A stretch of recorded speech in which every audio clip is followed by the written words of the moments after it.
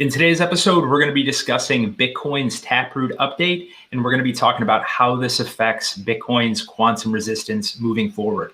Let's dive in today's QRL live episode.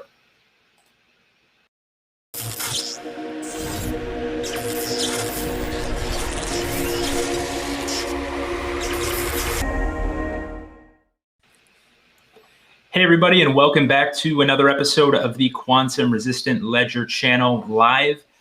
Today's episode is we're going to be talking about Bitcoin's Taproot update. We're going to be talking about quantum resistance with Bitcoin, how this affects it, some of the positives, negatives, and diving into all this in today's episode. And with me for our episode today is our Director of Outreach at the QRL, Michael Strike. It is good to have you with me for another weekly episode of our live shows.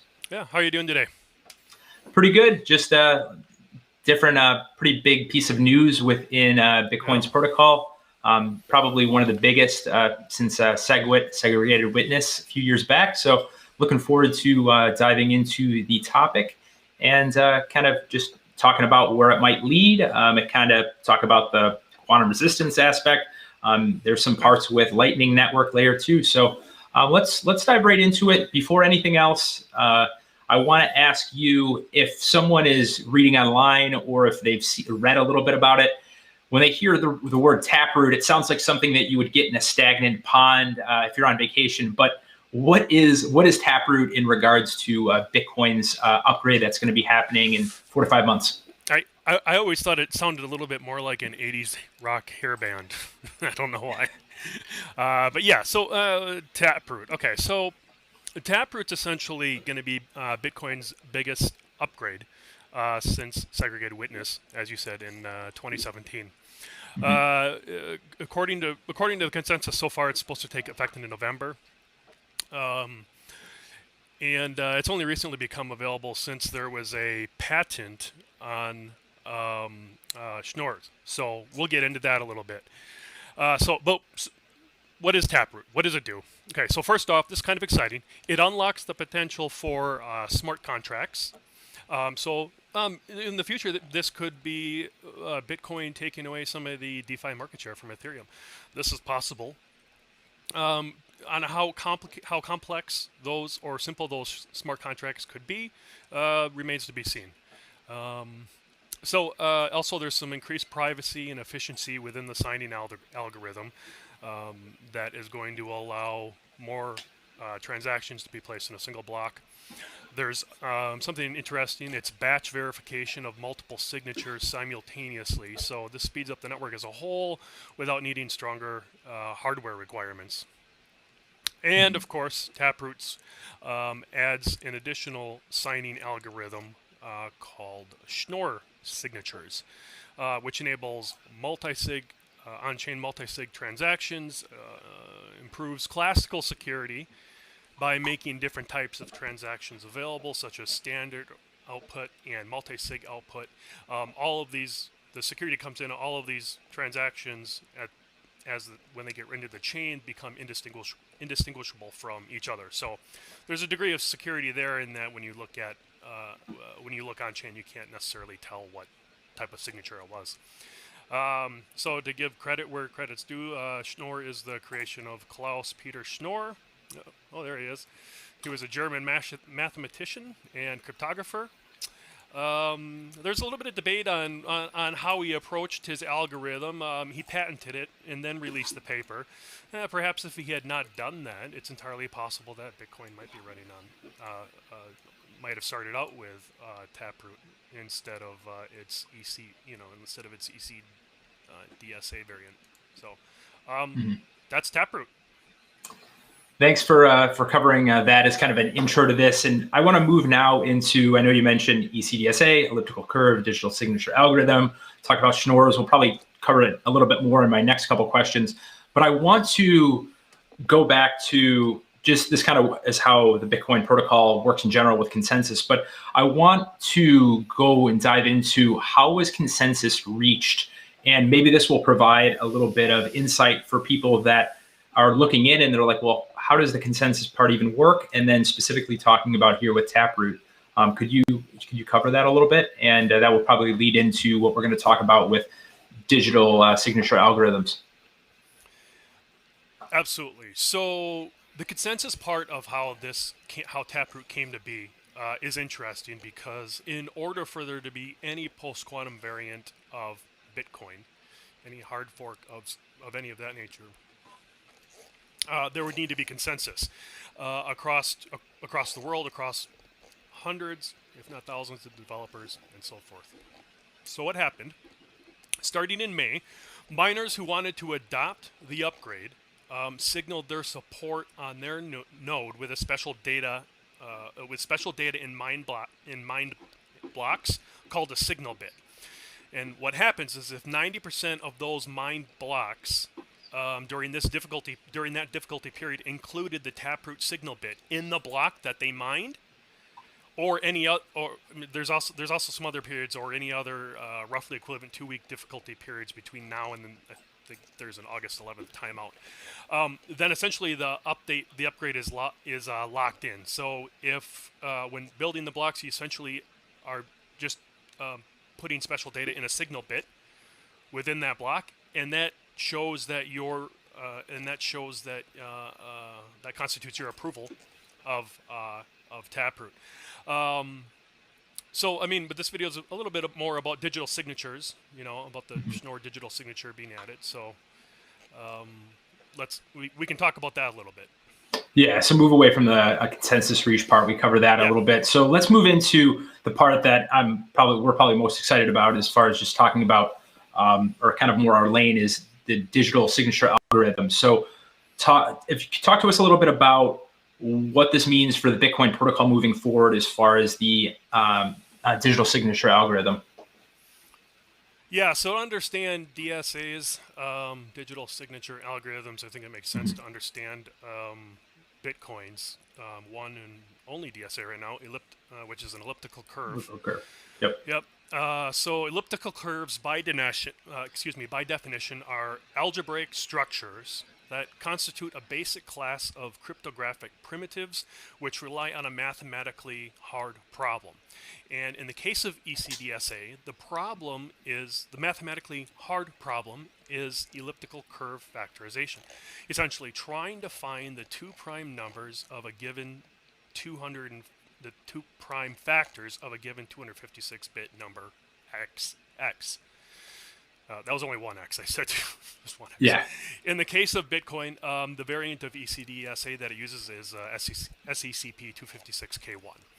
So that mathematically hard problem, being able to generate a 256-bit random number, being able to find its 2 prime factors, that is the heart and soul of Bitcoin addressing. So, what's DSA?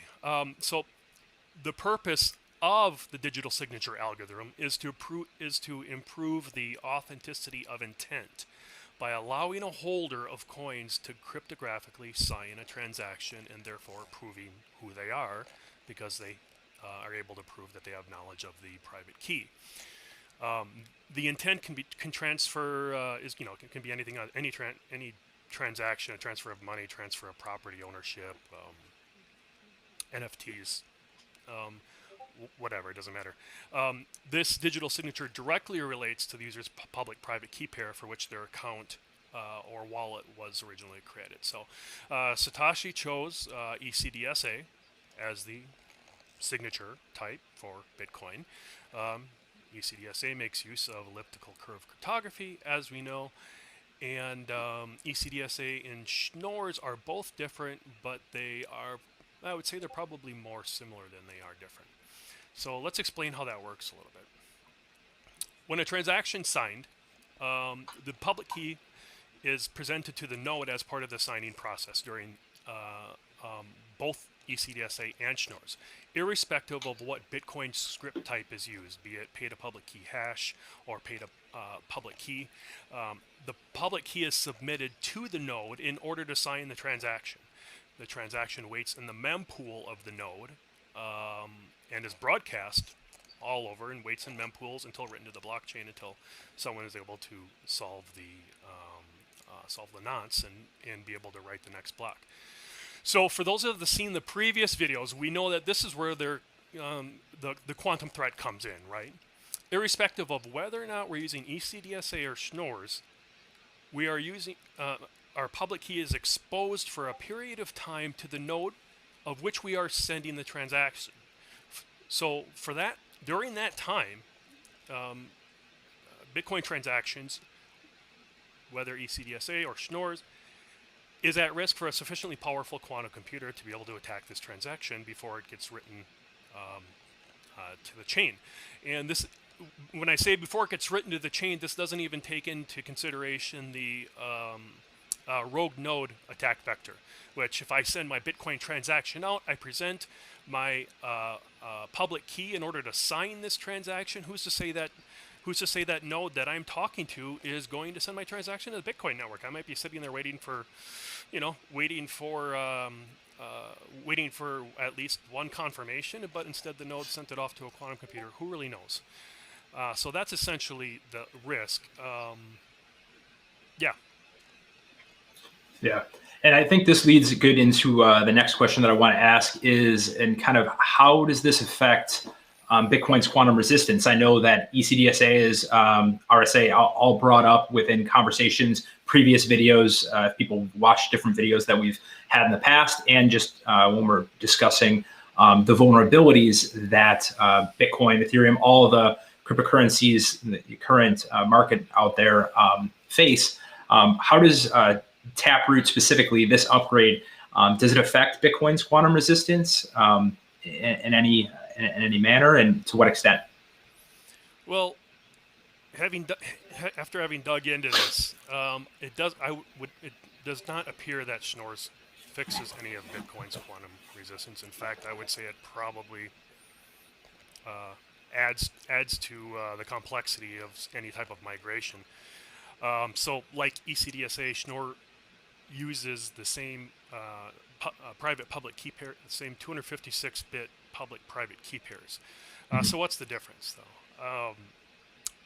Schnorr, the main difference is Schnorr signatures and Bitcoin signatures, ECDSA, is that Schnorr signatures are algebraically linear, which is allowing this broader set of features, like we were talking about multi-sig and those other features.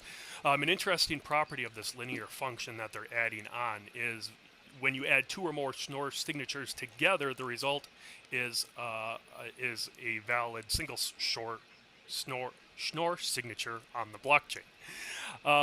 Also, there's other differences in how the signing and verification algorithms function, which happens to be a lot simpler than ECDSA. Apparently, ECDSA is a little bit more complex.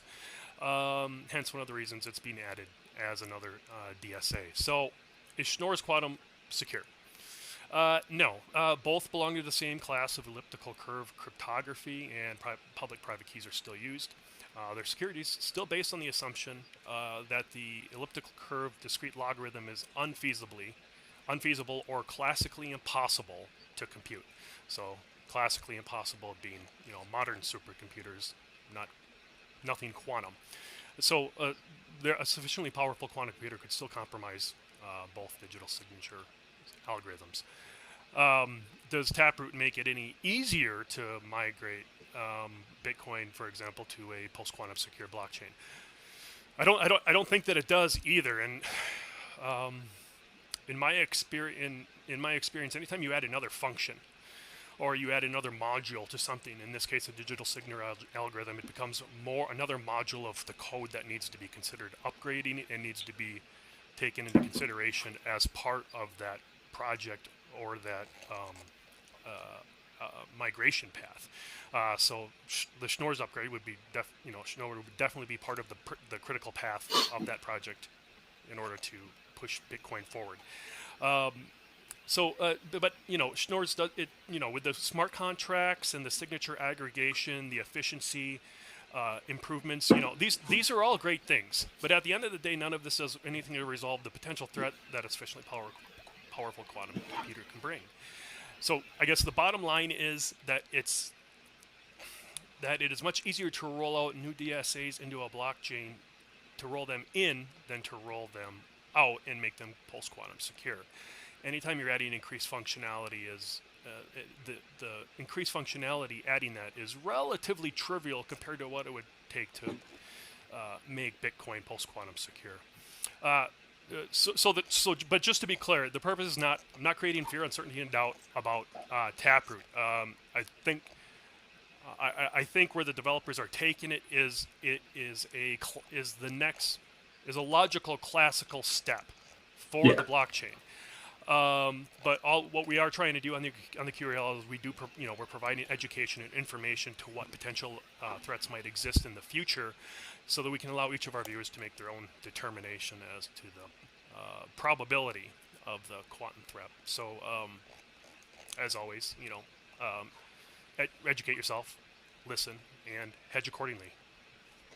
Thanks for diving into that, Michael. It's kind of like you said, it's kind of a balance of it's not a knock at all on the Bitcoin developers as far as where they're going with the upgrade. It's just kind of a fact of whether it's not going to make a substantial difference in terms of the quantum resistance with the upgrade. But thanks for at least covering the those parts as far as getting an understanding of it.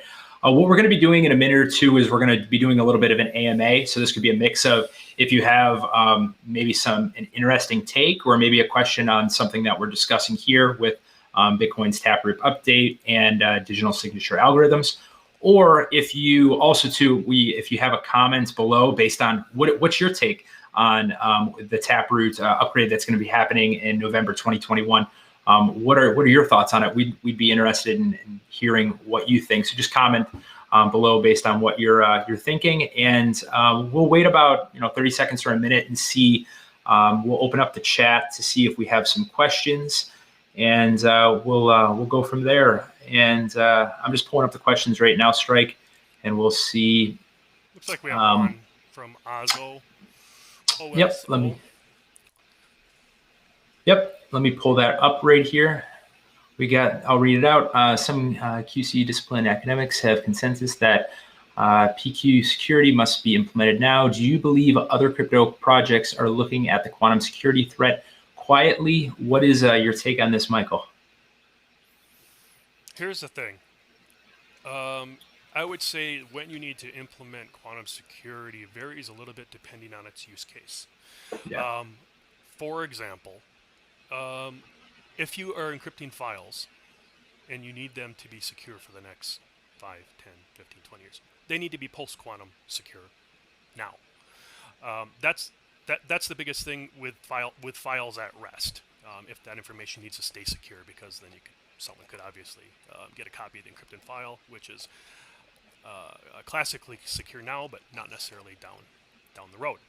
But regards to the blockchain use case, if the quantum threat becomes realized, any project that is not purpose building their addressing scheme from the ground up to be post-quantum secure is going to have a hell of a time trying to do so afterwards.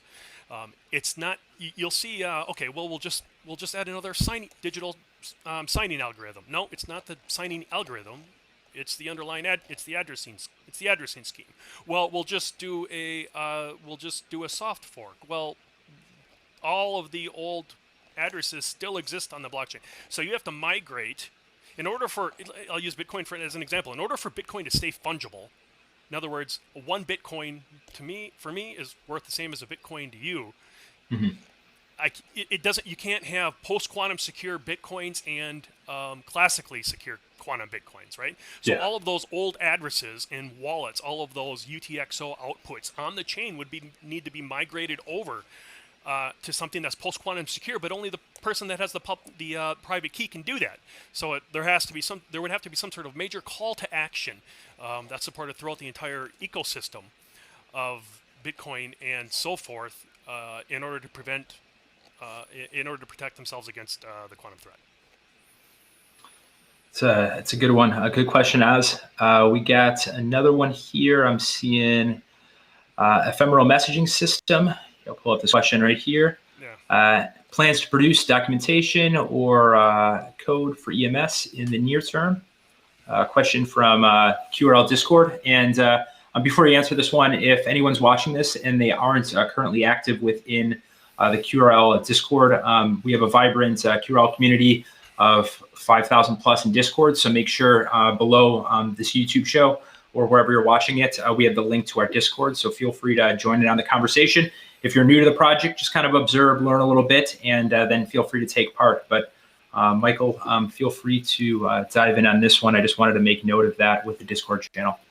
So the ephemeral messaging system, for those that don't know, is going to be allow post-quantum peer-to-peer communication using the blockchain to establish identities.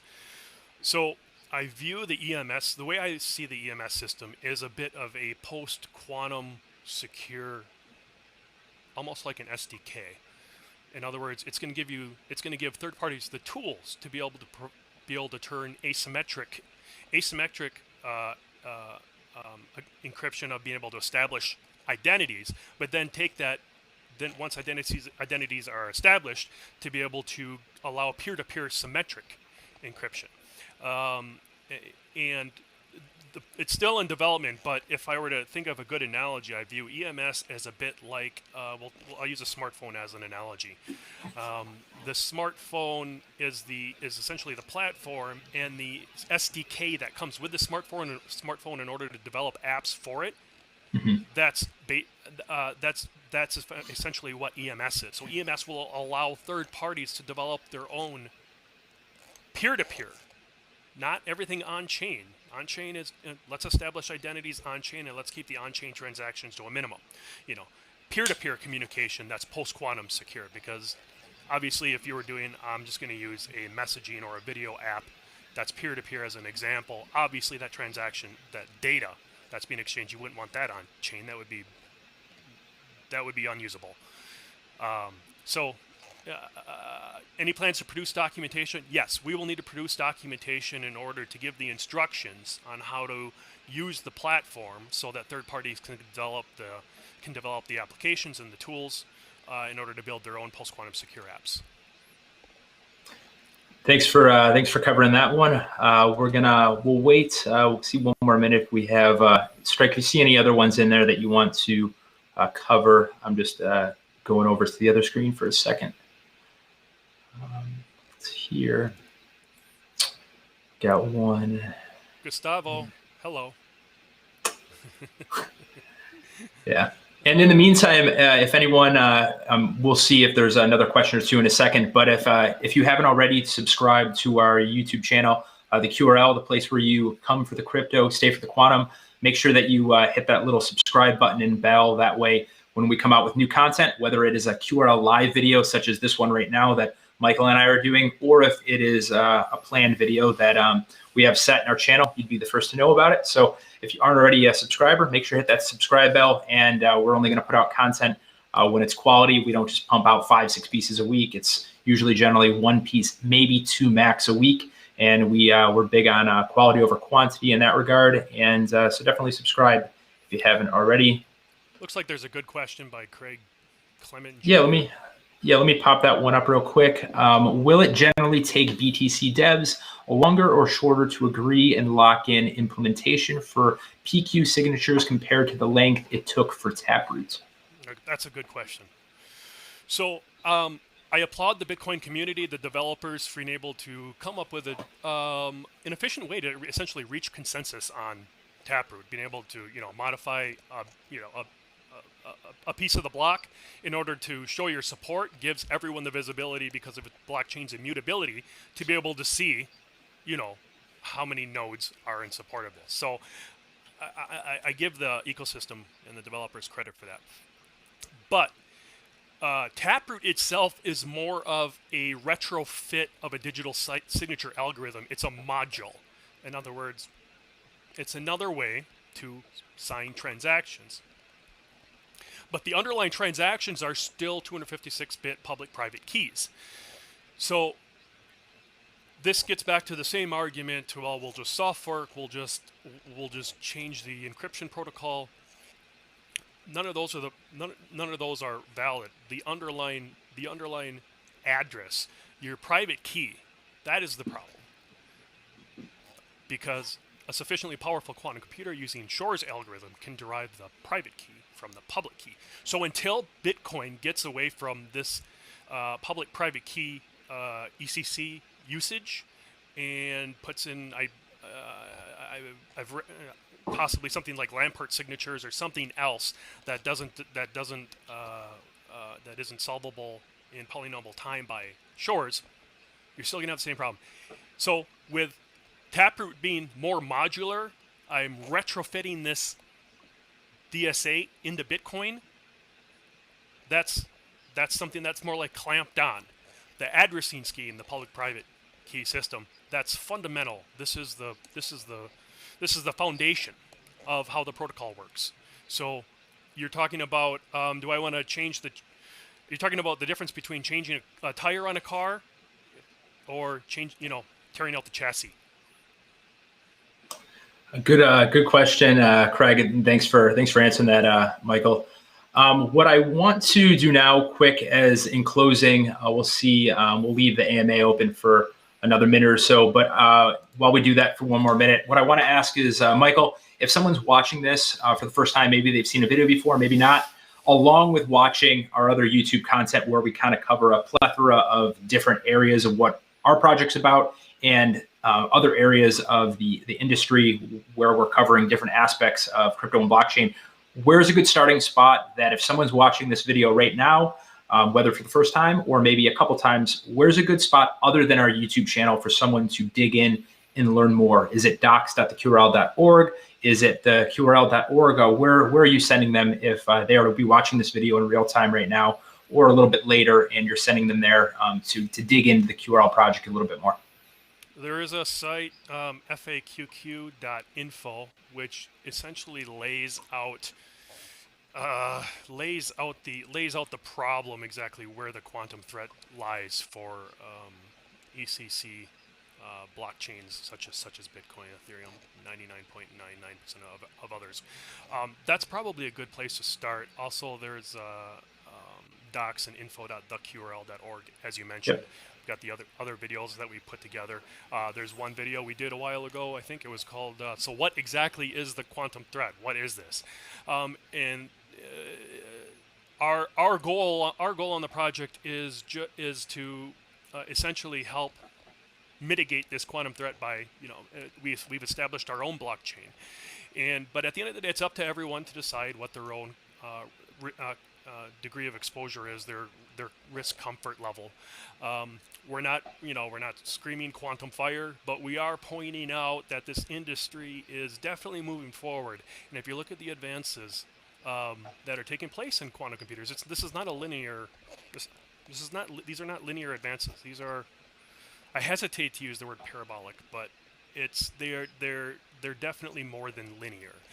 There's new advances being put out all the time. Hundreds of millions of dollars are being pumped in, not just in venture capital money, but also sovereign governments, of which the sovereign governments, obviously, we don't get any information as to their progress, even just irrespective of whether or not it's taxpayer funded or not. I emailed the NSA; they didn't get back to me. Yeah, it's a bit more behind the scenes, even if it's not to that extreme. It's even if it's governments, and we've covered that in past videos. But yeah. So hope that helps.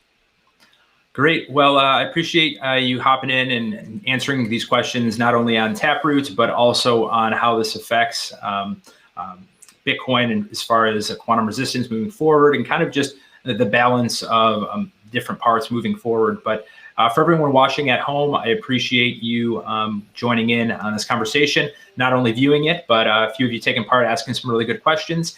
And from both Michael and myself and the rest of the QRL team, we look forward to seeing you in our next QRL video, whether it be a live or our next just QRL episode in general. And until we speak with you next time, make sure to keep those digital assets secure, and we will see you soon. Have a great rest of the day. Take care. Thanks, Ryan. Thanks, guys. See ya. Thanks. Bye-bye.